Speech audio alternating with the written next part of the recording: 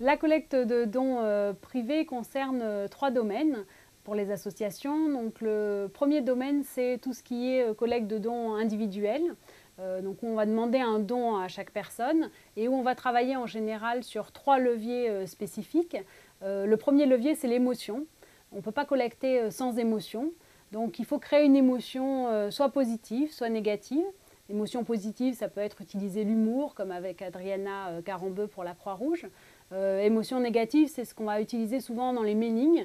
Donc où là, on va mettre en avant la cause, les bénéficiaires de la cause, et on va travailler sur la culpabilité, la pitié ou encore la peur pour développer une émotion qui pousse au don. Ensuite, une fois que cette émotion est créée, il n'y a pas de don sans confiance. Donc le deuxième levier, c'est la confiance. Il faut que l'individu ait confiance dans l'association et donc voit la transparence de l'association et l'affectation des dons. Et puis le troisième levier, ça va être tout ce qui est gadget. Donc on va utiliser en fait la loi du don contre don de Mauss où on va donner un petit objet au donateur dans l'espoir qu'il se sente redevable et qu'il fasse un contre-don, donc qu'il donne en échange de l'argent. Donc, par exemple, ici, vous avez un porte-clés qui a été utilisé dans une campagne de collecte par mailing, personnalisé au nom de la personne qui va donner. Donc, la personne reçoit ça, elle va le garder, elle va se dire bon, il faut quand même que je leur donne quelque chose en retour. Voilà. Si la collecte de fonds privés et individuels représente à peu près 60% de la collecte de fonds pour les associations, il y a une seconde source de collecte qui n'est pas à négliger, c'est la collecte auprès des entreprises.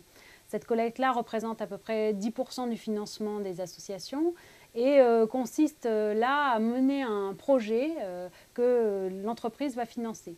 Donc ce projet, il faut que l'association le monte, il doit être concret, il doit être budgété, il doit être réparti dans le temps de manière très claire.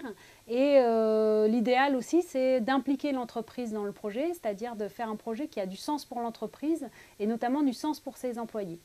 Donc un exemple concret d'utilisation du partenariat entreprise, c'est l'association Reporters sans frontières qui se finance à plus de la moitié de son budget avec l'impression et la vente d'un album photo au profit de RSF. Donc sur cet album photo, il y a de multiples partenaires entreprises, dont la société Hewlett-Packard, qui va faire l'impression gratuite de tous les albums au profit de RSF. La dernière source de financement pour les associations est une source un peu spécifique puisqu'il s'agit de la collecte de legs. Le leg, ça consiste pour un donateur à donner donc, tout son patrimoine à une association par testament à la fin de sa vie. Ici, on va être sur une collecte donc, où on va avoir besoin de rentrer en relation personnelle avec l'individu. Donc on va aller le rencontrer, souvent chez lui.